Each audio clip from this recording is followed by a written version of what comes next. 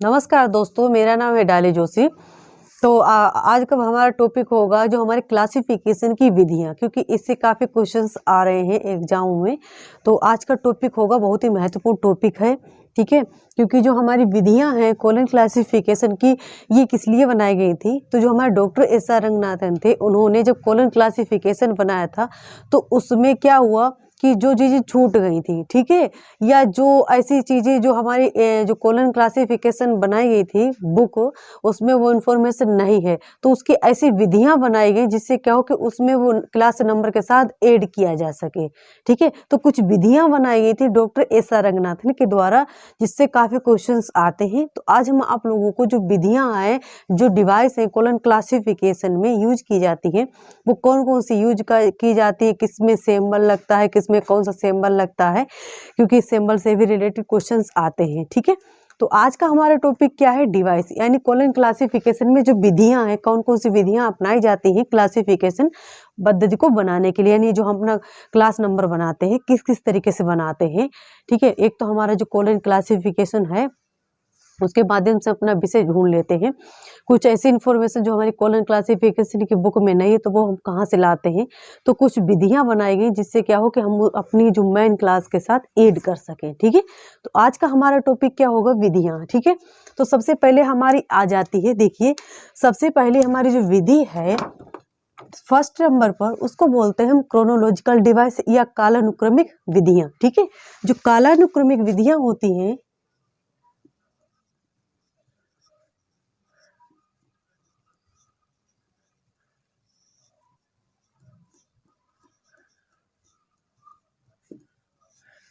कालानुक्रमिक विधियां या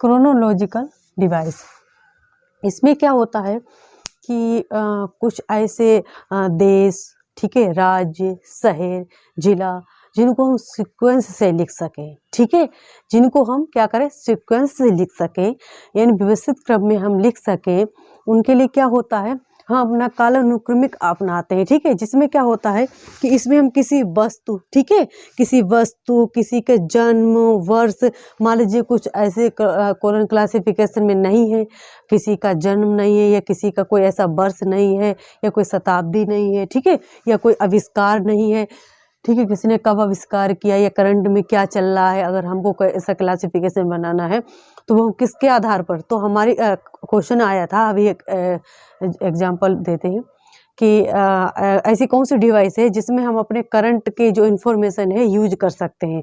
तो वो हमारी क्रोनोलॉजिकल डिवाइस है, जिसमें क्या होता है कि किसी का, जैसे किसी ने आविष्कार कोई किया, या कोई ऐसी ईयर जो हमारी कोलन क्लासिफिकेशन में नहीं है, ठीक है, कोई स्थान, क्योंकि कोलन क्लासिफिकेशन में लिमिटेड है ना, तो कोलन क्लासिफिकेशन में कुछ ऐसे स्थान, जैसे गांव से ही कोई रिलेटेड स्थान हो गया तो वो नहीं है, ठीक है, या कोई ऐसा वर्ष, कोई ऐसा स्थान, तो ऐसी जो हमारे कोलन क्लासिफिकेशन में नहीं है उनको हम दर्शाने के लिए क्रोनोलॉजिकल डिवाइस में यूज करते हैं, ठीक है। तो जो क्रोनोलॉजिकल डिवाइस है इसमें क्या करते हैं, देखिए इसमें किसी वस्तु, इसमें क्या करते हैं, इसमें किसी वस्तु, इसमें किसी वस्तु,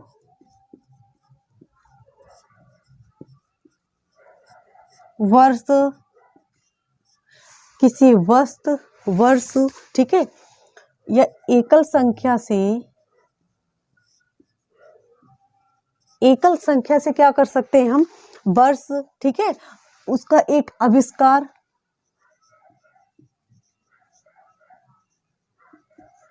आविष्कार, ठीक है, इत्यादि को दर्शाया जाता है,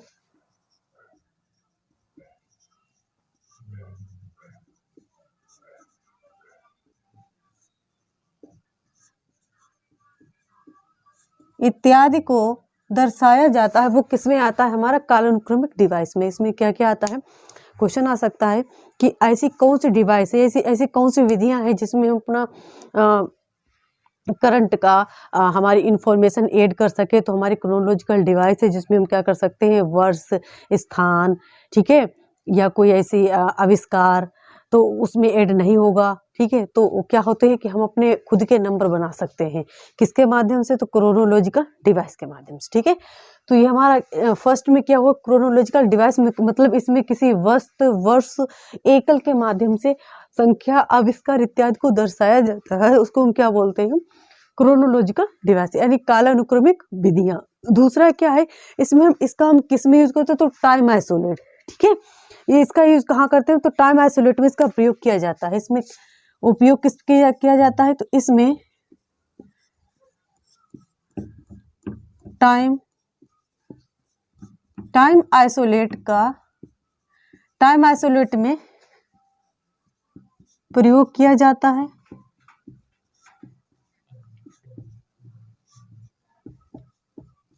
ठीक है, किसमें किया जाता है, क्वेश्चन आ सकता है कि क्रोनोलॉजिकल डिवाइस को किसमें यूज किया जा सकता है। तो जो हमारा टाइम आइसोलेट है, दो डिवाइस से बनाई थी ना, एक हमारी आइसोलेट, एक तो स्पेस आइसोलेट, एक टाइम आइसोलेट। तो ये किसमें, तो टाइम आइसोलेट में, ओके। टाइम आइसोलेट में इसका उपयोग किया जाता है। तीसरा क्या है, इसमें बिना चिन्ह, मतलब इसमें चिन्ह का यूज नहीं होता है। इसमें किसका यूज नहीं होता है, तो इसमें चिन्ह का यूज नहीं होता है, ठीक है। चिन्ह का प्रयोग, इसमें चिन्ह का प्रयोग नहीं होता है। किसमें नहीं होता है, तो क्रोनोलॉजिकल डिवाइस जो होती है उसमें चिन्ह का प्रयोग नहीं होता है, ठीक है। तो यहाँ तक क्या है कि ये हमारी जो विधियां हैं, यानी जो हमारे क्रोनोलॉजिकल डिवाइस से किस तरीके से क्वेश्चंस आते हैं कि क्रोनोलॉजिकल डिवाइस में हम करंट की इंफॉर्मेशन ऐड कर सकते हैं, हाँ कर सकते हैं। कुछ ऐसी इंफॉर्मेशन जैसे कोई वस्तु हुई, या कोई वर्ष हुआ, या किसी का डेथ ऑफ बर्थ हुआ, या फिर मान लीजिए कुछ ऐसे आविष्कार हुए, कोई ऐसी संख्या है जो हमारी नहीं है, तो हम उसको क्रोनोलॉजिकल डिवाइस के माध्यम से यूज कर सकते हैं, ठीक है, आइसोलेट के माध्यम से। और इसका उपयोग किसमें किया जा सकता है, तो टाइम आइसोलेट में, ओके। और इसमें क्या होता है, इसमें बिना चिन्ह के यूज होता है। क्वेश्चन आ सकता है कि क्रोनोलॉजिकल डिवाइस में चिन्ह का यूज होता है या नहीं होता है, तो क्रोनोलॉजिकल डिवाइस में यानी कालानुक्रमिक विधि में जो चिन्ह होते हैं उनका यूज नहीं होता है, ओके। तो ये कंप्लीट हुआ हमारा। अब सेकेंड स्टार्ट करते हैं। देखिए सेकेंड में आता है हमारा, एक तो हमारी हो गई कालानुक्रमिक विधि, और दूसरी हो गई हमारी भौगोलिक विधि यानी जियोग्राफिकल डिवाइस, ठीक है।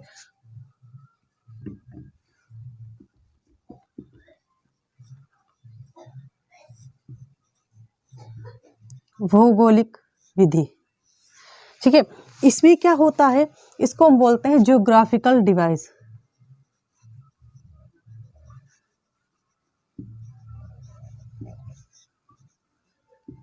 जियोग्राफिकल डिवाइस, इसमें क्या होता है, इसमें हमारे जैसे कि क्या होता है, इसमें हमारे देश विदेश, राज्य, शहर, जिला, गांव, ठीक है। इसमें क्या होता है कि हमारे जो भौगोलिक क्षेत्र होते हैं उनको विशिष्टता प्रदान करने के लिए, कि जैसे हमारे कोई राज्य हो गया, कोई जिला हो गया, कोई शहर हो गया, कोई गांव हो गया, कोई ऐसा स्थान जिसको हमें विशिष्टता प्रदान करनी हो, ठीक है, उसको हम किस में यूज करते हैं, तो उसको हम करते हैं भौगोलिक विधि यानी जियोग्राफिकल डिवाइस में। क्वेश्चन आ सकता है कि गांव, शहर, राज्य, देश, ठीक है, कुछ ऐसे स्थान जिनको विशिष्टता प्रदान करनी हो तो वो किस में यूज होता है, तो इनको भौगोलिक क्षेत्र में, ठीक है, भौगोलिक क्षेत्र में विशिष्टता प्रदान करने के लिए किसका यूज होता है, तो हमारे भौगोलिक यानी जियोग्राफिकल, यानी हम लिख देते हैं इसमें हमारे देश, शहर, गांव, ठीक है, देश, शहर, गांव, जिला,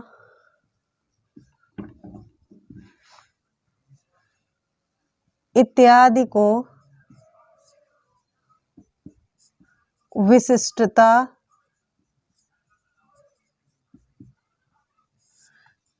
प्रदान करने के लिए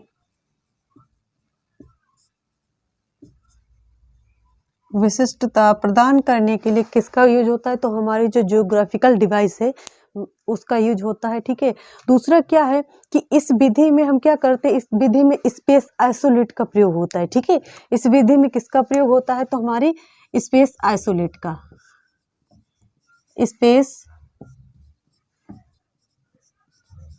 स्पेस आइसोलेट का इस विधि में क्या होता है, प्रयोग होता है, ठीक है।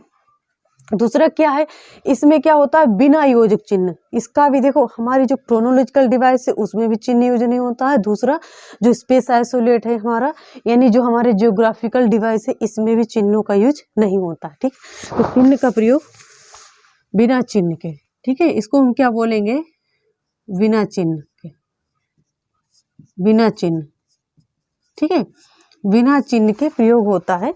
किसमें होता है, तो जो हमारी जियोग्राफिकल डिवाइस है इसमें। ठीक है, यहाँ तक आप लोग ऐसा करिए, इसका स्क्रीनशॉट ले लीजिए, उसके बाद दूसरा क्लास स्टार्ट करते हैं।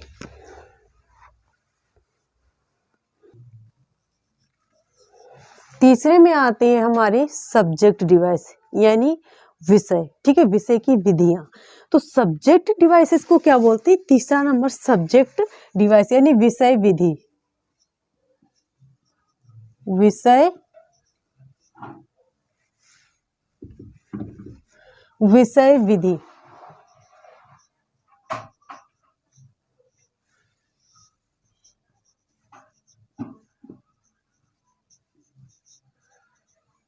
सब्जेक्ट डिवाइस, विषय विधि में क्या होता है, इसमें क्या होता है कि इसमें जो हमारी क्लास होती है, ठीक है, जो हमारी क्लास मेन क्लास होती है उसको अन्य मेन क्लास के साथ मिलाना। ठीक है, जो हमारी विषय विधि होती है ना, सब्जेक्ट डिवाइस होती है, इसमें क्या होता है कि जो हमारी मेन क्लास है वो दूसरी मेन क्लास के साथ मिलाना। ठीक है, ये किस में यूज होता है, तो हमारी जो सब्जेक्ट, क्वेश्चन आ सकता है कि ऐसी कौन सी डिवाइस है जिसमें हम दो क्लासों का यूज एक साथ कर सकते हैं, तो वो होती है हमारी सब्जेक्ट डिवाइस। ओके, तो देखिए हम आपको बताते हैं कि जो हमारी विषय विधि है यानी सब्जेक्ट डिवाइस है, इसमें क्या कर सकते हैं कि जो हमारे दो मेन क्लासें हैं, ठीक है, यानी हमारी किसी मेन क्लास की संख्या दूसरी मेन क्लास की संख्या से एकल को जोड़ने से, ठीक है, उनको क्या कहते हैं, जोड़ने के लिए हम किसका यूज करते हैं, विषय विधि। यानी किसी मेन क्लास की संख्या, इसमें क्या करते हैं हम, जो हमारी विषय विधि है, जो हमारी विषय विधि है इसमें क्या कर सकते हैं कि जो किसी मेन क्लास की संख्या,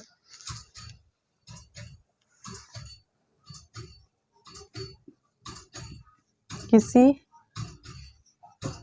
मेन क्लास की संख्या, जो किसी मेन क्लास की संख्या से, ठीक है, जो किसी मेन क्लास की संख्या से किसी दूसरी मेन क्लास की संख्या के साथ, किसी मेन क्लास की संख्या से किसी दूसरी मेन क्लास की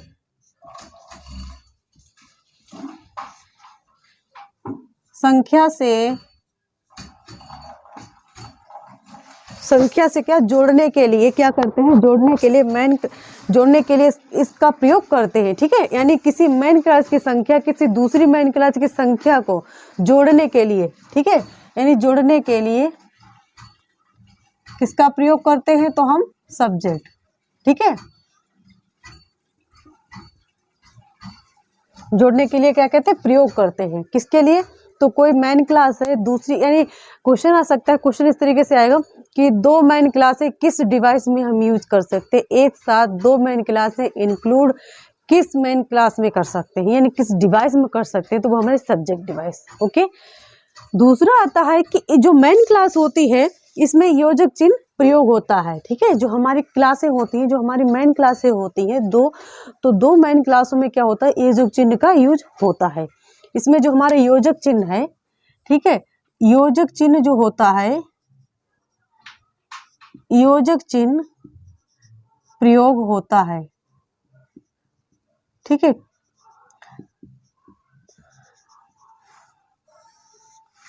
जो हमारी सब्जेक्ट डिवाइस है इसमें योजक चिन्ह का प्रयोग होता है, हाँ होता है। ओके, अब देखिए इसमें वो क्या होता है कि इस विधि में जो हमारी मेन क्लास है इसमें क्या होता है, ब्रैकेट का यूज।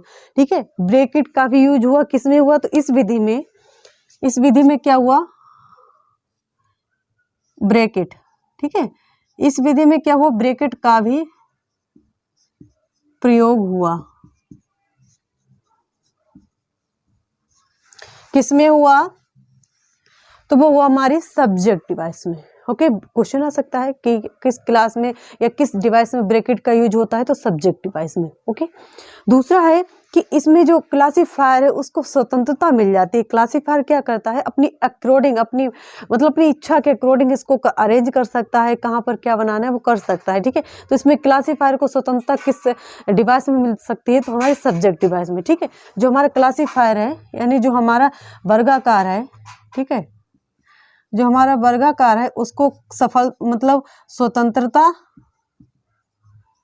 कहाँ मिलती है, तो हमारी सब्जेक्ट डिवाइस में। ओके, ये क्वेश्चन का ये तो मतलब जो हम आपको पढ़ा रहे हैं ये इनमें से क्वेश्चंस आए हुए हैं, इसलिए आप लोग इसको अच्छे से पढ़िएगा, इससे 1-2 क्वेश्चन जरूर आएंगे। ठीक है, एग्जाम में से रिलेटेड। तो यहाँ तक आपका विषय सब्जेक्ट कंप्लीट हुआ। ठीक है, अब आते हैं हम, देखिए यहाँ तो आपका विषय सब्जेक्ट यानी सब्जेक्ट डिवाइस में किस किस, देखो इसमें मेन क्लास, जो हमारी एक मेन क्लास है उसको दूसरी मेन क्लास के साथ प्रयोग करना किसमें किया जाता है, सब्जेक्ट डिवाइस में। दूसरा, इसमें योजक चिन्ह का प्रयोग होता है। दूसरा, ब्रेक चिन्ह का तो ब्रैकेट का प्रयोग होता है। और इसमें क्या होता है कि जो वर्गाकार जो क्लासीफायर होता है वो अपनी अच्छा के अकॉर्डिंग स्वतंत्र रूप से इसमें अपने अकॉर्डिंग क्या कर सकता है, क्लासिफिकेशन कर सकता है। ओके, तो अब आते हैं हम, विषय विधि हमारी कंप्लीट हुई यानी सब्जेक्ट डिवाइस। 4th नंबर पे आती है हमारी, अब 4th नंबर पे आती है हमारी वर्णक्रम विधि यानी अल्फाबेटिकल डिवाइस। ठीक है, वर्णक्रम विधि।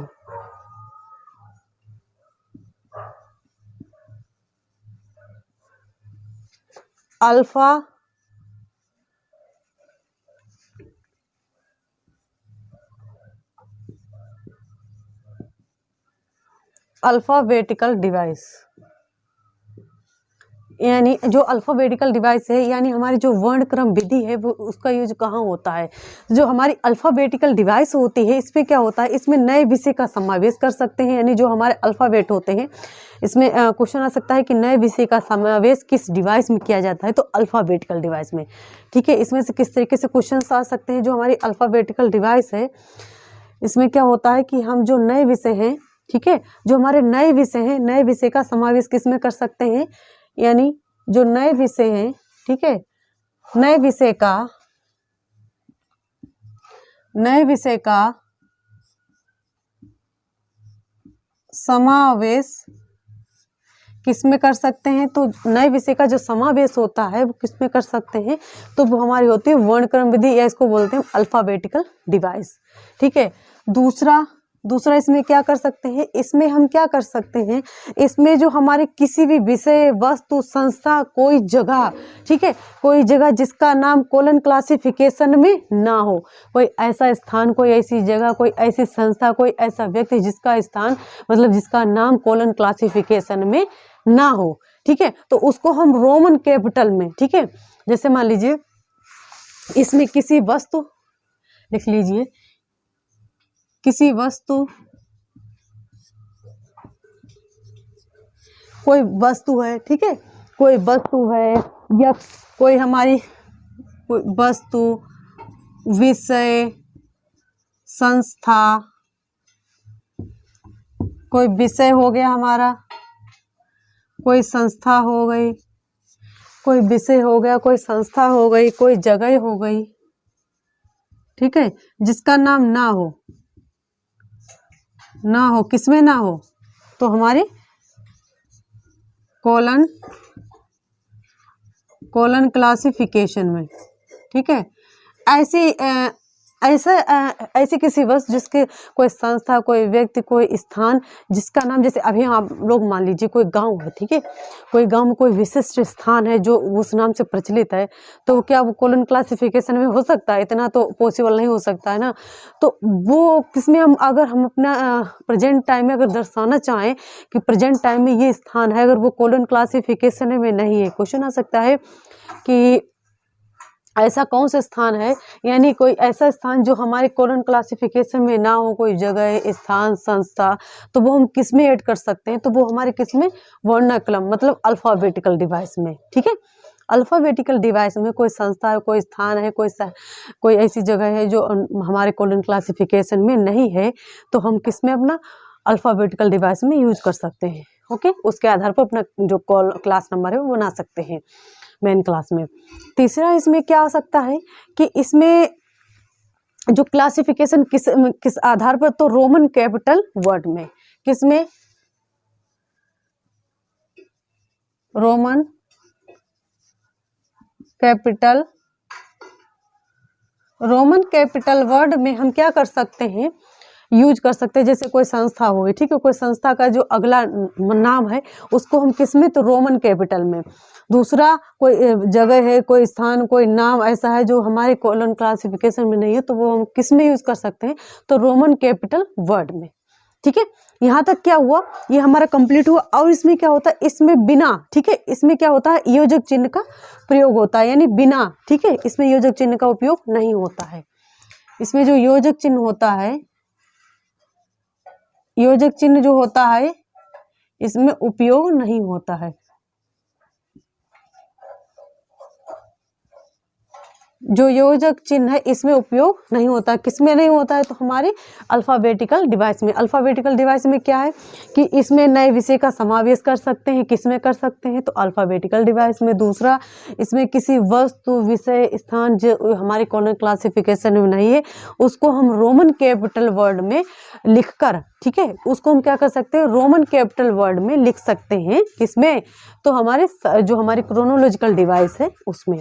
दूसरा क्या है हमारा, इसमें जो योजक चिन्ह का यूज नहीं होता है। किसमें नहीं होता है, तो हमारे जो अल्फाबेटिकल डिवाइस में उसमें। ठीक है, उसके बाद अब हम आते हैं, हमारा लास्ट रहता है कि अध्यारोपण विधि, यानी super imposition device. Super imposition device का यूज कहाँ होता है, सबसे पहले आप लोग इसका स्क्रीनशॉट ले लीजिए, उसके बाद हम स्टार्ट करते हैं। 5th पे आता है हमारा अध्यारोपण विधि।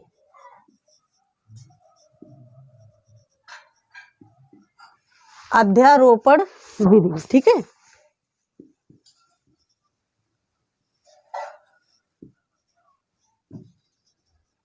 जिसको क्या बोलते हैं हम,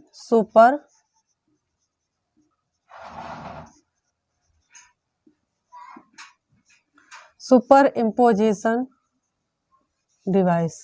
ठीक है, अध्यारोपण विधि, इसको क्या बोलते हैं, सुपर इम्पोजिशन डिवाइस। इससे काफी क्वेश्चन आए होते कि सुपर इम्पोजिशन डिवाइस में किस योजक चिन्ह का यूज होता है, तो वो हमारे होता है हाइपन का। ओके, जो अध्यारोपण विधि होती है ना, सुपर इम्पोजिशन डिवाइस होती है, इस श्रेणी में क्या होता है, दो पक्षों का प्रयोग करने के लिए अध्यारोपण विधि का प्रयोग, यानी दो पक्ष हैं उनका प्रयोग करने के लिए। इसमें क्या होता है कि जो दो पक्ष होते हैं, दो पक्षों का